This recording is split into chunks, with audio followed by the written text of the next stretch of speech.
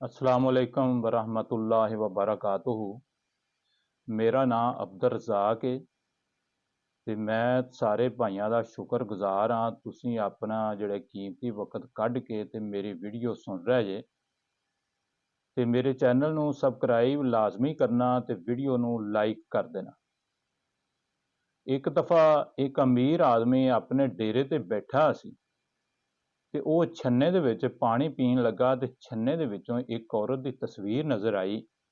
ਉਹ ਬੜਾ ਹੈਰਾਨ ਹੋਇਆ। ਉਹਨੇ ਉਸ ਔਰਤ ਨੂੰ ਪੁੱਛਿਆ ਵੀ ਤੂੰ ਕੌਣ ਹੈ। ਛੰਨੇ ਦੇ ਵਿੱਚੋਂ ਆਵਾਜ਼ ਆਈ, ਮੈਂ ਹੋਣੀ ਆ। ਮੈਂ ਜਿਹੜੇ ਘਰ ਦੇ ਵਿੱਚ ਪਹੁੰਚ ਜਾਵਾਂ ਉੱਥੇ ਵਾਰਦ ਹੋ ਜਾਵਾਂ ਤੇ ਉੱਥੇ ਕੁਛ ਨਹੀਂ ਬਚਦਾ, ਸਾਰਾ ਕੁਛ ਤਹਿਸ ਨਹਿਸ ਹੋ ਜਾਂਦਾ। ਤੇ ਉਸ ਚੌਧਰੀ ਨੇ ਪੁੱਛਿਆ ਵੀ ਤੂੰ ਇੱਥੇ ਕਿਉਂ ਆਈ। ਉਸ ਔਰਤ ਨੇ ਕਿਹਾ ਵੀ ਮੈਂ ਵੀ ਤੇਰੇ ਘਰ ਦੇ ਵਿੱਚ ਵਾਰਦ ਹੋਣਾ ਤੇ ਮੈਂ ਤੈਨੂੰ ਦੱਸਣ ਵਾਸਤੇ ਆਈ ਹਾਂ। ਅੱਜ ਨਹੀਂ ਮੈਂ ਵਾਰਦ ਹੋਣਾ, ਹੁਣ ਮੈਂ ਵਾਪਸ ਚੱਲੀ ਹਾਂ ਤੇ ਫਿਰ ਮੈਂ ਕਿਸੇ ਦਿਨ ਆਵਾਂਗੀ। ਤੂੰ ਆਪਣੀ ਇੱਕ ਚੀਜ਼ ਜਿਹੜੀ ਹੈ ਉਹ ਬਚਾ ਸਕਣਾ ਹੈ, ਮੈਨੂੰ ਉਹ ਦੱਸ ਦੇਣੀ ਹੈ ਵੀ ਇਹ ਚੀਜ਼ ਜਿਹੜੀ ਮੇਰੀ ਇਹ ਫਨਾਹ ਨਾ ਹੋਵੇ ਤੇ ਉਹ ਮੈਂ ਚੀਜ਼ ਛੱਡ ਦੇਵਾਂਗੀ ਤੇ ਬਾਕੀ ਸਾਰਾ ਕੁਝ ਖਤਮ ਹੋ ਜਾਏਗਾ। ਇਹ ਕਹਿ ਕੇ ਤੇ ਉਹ ਚਲੀ ਗਈ। ਚੌਧਰੀ ਬਹੁਤ ਪਰੇਸ਼ਾਨ ਹੋਇਆ, ਸੋਚਣ ਲੱਗ ਪਿਆ ਵੀ ਇਹ ਮਾਮਲਾ ਕੀ ਹੈ। ਚੌਧਰੀ ਸਾਹਿਬ ਦੀਆਂ 4 ਬੀਵੀਆਂ ਸੀ। ਉਹ ਡੇਰੇ ਤੋਂ ਘਰ ਵਾਪਸ ਆਇਆ ਤੇ ਆਪਣੀ ਇੱਕ ਬੀਵੀ ਦੇ ਕੋਲ ਗਿਆ ਤੇ ਉਹਨੂੰ ਜਾ ਕੇ ਕਹਿੰਦਾ ਵੀ ਆਪਣੇ ਉੱਤੇ ਹੁਣੇ ਵਾਰਦ ਹੋਣ ਵਾਲੀ ਏ ਤੇ ਉਸ ਨੇ ਮੈਨੂੰ ਕਿਹਾ ਸੀ ਵੀ ਇੱਕ ਚੀਜ਼ ਜਿਹੜੀ ਉਹ ਤੁਹਾਡੀ ਮੈਂ ਛੱਡ ਦੇਵਾਂਗੀ ਤੇ ਉਹ ਮੈਨੂੰ ਦੱਸ ਦੇਣਾ। ਤੇ ਆਪਣੀ ਬੀਵੀ ਨੂੰ ਕਹਿਣ ਲੱਗਾ ਵੀ ਦੱਸੋ ਆਪਾਂ ਉਹਨੂੰ ਕਿਹੜੀ ਚੀਜ਼ ਕਹੀਏ ਵੀ ਇਹ ਛੱਡ ਦੇ। ਉਸ ਬੀਵੀ ਨੇ ਕਿਹਾ ਵੀ ਤੁਸੀਂ ਹੋਣੀ ਨੂੰ ਇਹ ਕਹਿਣਾ ਵੀ ਸਾਡਾ ਘਰ ਛੱਡ ਦੇਵੇ ਜਿੰਦੇ ਵਿੱਚ ਅਸੀਂ ਰਹਿੰਦੇ ਹਾਂ।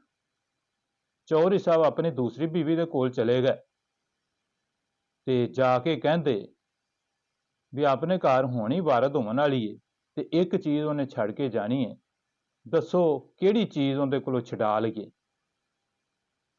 ਉਸਨੇ ਕਿਹਾ ਹੋਣੀ ਨੂੰ ਕਹਿਣਾ ਤੇ ਮਾਲ ਦੌਲਤ ਪੈਸਾ ਜਿਹੜਾ ਇਹ ਸਾਡਾ ਛੱਡ ਦੇਵੀਂ। ਚੌਧਰੀ ਸਾਹਿਬ ਆਪਣੀ ਤੀਸਰੀ ਬੀਵੀ ਦੇ ਕੋਲ ਗਏ ਤੇ ਉਹਨੂੰ ਜਾ ਕੇ ਵੀ ਇਹੋ ਹੀ ਸਾਰੀ ਗੱਲ ਸੁਣਾਈ ਤੇ ਉਹਨੂੰ ਕਿਹਾ ਵੀ ਦੱਸੋ ਕਿਹੜੀ ਚੀਜ਼ ਜਿਹੜੀ ਏ ਉਹ ਬਚਾ ਲਈਏ। ਉਸ ਬੀਵੀ ਨੇ ਕਿਹਾ ਵੀ ਆਪਣੀ ਇੱਜ਼ਤ ਬਚ ਜਾਵੇ, ਇਤਮਾਦ ਬਹਾਲ ਰਵੇ। ਚੌਧਰੀ ਸਾਹਿਬ ਆਪਣੀ ਚੌਥੀ ਬੀਵੀ ਦੇ ਕੋਲ ਚਲੇ ਜਾਂਦੇ ਨੇ, ਉਹਨੂੰ ਜਾ ਕੇ ਕਹਿੰਦੇ ਨੇ ਵੀ ਆਪਣੇ ਉੱਤੇ ਹੋਣੀ ਵਾਰਦ ਹੋਣ ਵਾਲੀ ਏ ਤੇ ਉਹਨੇ ਇੱਕ ਚੀਜ਼ ਛੱਡ ਕੇ ਜਾਣੀ ਹੈ ਤੇ ਦੱਸੋ ਕਿਹੜੀ ਚੀਜ਼ ਛੱਡ ਜਾਵੇ। ਉਸ ਬੀਵੀ ਨੇ ਕਿਹਾ ਹੋਣੀ ਨੂੰ ਕਹਿਣਾ ਵੀ ਸਾਡਾ ਸਲੂਕ ਛੱਡ ਜਾਵੇ, ਬਾਕੀ ਉਹਦਾ ਜੋ ਜੀ ਕਰਦਾ ਹੈ ਉਹ ਖਤਮ ਕਰ ਲਵੇ ਤੇ ਸਾਡੇ ਘਰ ਦੇ ਵਿੱਚ ਸਲੂਕ ਜਿਹੜਾ ਹੈ ਉਹ ਨਾ ਖਤਮ ਹੋਵੇ। ਚੌਧਰੀ ਸਾਹਿਬ ਦੇ ਵੀ ਪਸੰਦ ਇਹ ਮਸ਼ਵਰਾ ਆਇਆ ਤੇ ਉਹ ਆਪਣੇ ਡੇਰੇ ਤੇ ਚਲੇ ਜਾਂਦੇ ਨੇ। ਚੰਦ ਦਿਨ ਤੋਂ ਬਾਅਦ ਉਹ ਉਸ ਤਰ੍ਹਾਂ ਹੀ ਛੰਨੇ 'ਚ ਪਾਣੀ ਲੱਗੇ ਪੀਣ ਤੇ ਔਰਤ ਦੀ ਤਸਵੀਰ ਨਜ਼ਰ ਆਈ। ਚੌਧਰੀ ਸਾਹਿਬ ਨੇ ਪੁੱਛਿਆ ਵੀ ਕੌਣ ਹੈ। ਉਹਨੇ ਆ ਮੈਂ ਹੋਣੀ ਤੇ ਅੱਜ ਮੈਂ ਤੁਹਾਡੇ ਤੇ ਵਾਰਦ ਹੋਣਾ ਤੇ ਦੱਸੋ ਤੁਹਾਡੀ ਕਿਹੜੀ ਚੀਜ਼ ਛੱਡ ਦੇਵਾਂ। ਚੌਧਰੀ ਸਾਹਿਬ ਨੇ ਕਿਹਾ ਸਾਡੇ ਘਰ ਦੇ ਵਿੱਚ ਸਲੂਕ ਛੱਡ ਦੇਵੀਂ, ਸਾਡਾ ਇਤਫਾਕ ਜਿਹੜਾ ਹੈ ਇਹਨੂੰ ਨਾ ਕੋਈ ਛੇੜੀ ਤੇ ਬਾਕੀ ਜੋ ਤੇਰਾ ਜੀ ਕਰਦਾ ਕਰ ਲਵੀਂ। ਔਰਤ ਖਾਮੋਸ਼ ਹੋ ਗਈ। ਕੁਛ ਦੇਰ ਤੋਂ ਬਾਅਦ ਉਹਨੇ ਕਿਹਾ ਅੱਛਾ ਮੈਂ ਫਿਰ ਚੱਲਣੀ ਆ। ਚੌਧਰੀ ਸਾਹਿਬ ਨੇ ਕਿਹਾ ਵੀ ਤੂੰ ਤਾਂ ਵਾਰਦ ਹੋਣਾ ਸੀ। ਉਸਨੇ ਕਿਹਾ ਵੀ ਜਿਹੜੇ ਘਰ ਦੇ ਵਿੱਚ ਮੈਂ ਵਾਰਦ ਹੋਣੀ ਆ ਮੇਰੇ ਵਾਸਤੇ ਇੱਕ ਹੀ ਦਰਵਾਜ਼ਾ ਹੈ, ਉੱਥੋਂ ਦੀ ਮੈਂ ਉਸ ਘਰ ਦੇ ਵਿੱਚ ਦਾਖਲ ਹੋਣੀ ਆ ਤੇ ਉਹ ਦਰਵਾਜ਼ਾ ਹੈਗਾ ਬਦਸਲੂਕੀ। ਮੈਂ ਉਸ ਘਰ ਦੇ ਵਿੱਚ ਬਦਸਲੂਕੀ ਪੈਦਾ ਕਰਨੀ ਆ, ਲੜਾਈ ਝਗੜਾ ਪੈਦਾ ਕਰ ਦੇਣੀ ਆ, ਨੂੰਹ ਸੱਸ ਦੀ ਲੜਾਈ, ਪਿਓ ਪੁੱਤਰ ਦੀ ਲੜਾਈ ਤੇ ਭਰਾਵਾਂ ਭਰਾਵਾਂ ਦੇ ਵਿੱਚ ਲੜਾਈ ਪਵਾ ਦੇਣੀ ਆ। ਮੈਂ ਸਿਰਫ ਇੰਨਾ ਹੀ ਕੰਮ ਕਰਨੀ ਆ ਤੇ ਜਦੋਂ ਇਹ ਬਦਸਲੂਕੀ ਪੈਦਾ ਹੋ ਜਾਂਦੀ ਏ ਤੇ ਉਸ ਘਰ ਦੇ ਵਿੱਚ ਨਾ ਕੋਈ ਪੈਸਾ ਰਹਿੰਦਾ ਹੈ, ਨਾ ਘਰ ਰਹਿੰਦਾ ਹੈ, ਨਾ ਦੌਲਤ ਰਹਿੰਦੀ ਹੈ, ਨਾ ਜ਼ਮੀਨ ਤੇ ਨਾ ਰਿਸ਼ਤੇਦਾਰਾਂ ਦਾ ਸਾਥ ਰਹਿ ਜਾਂਦਾ ਹੈ।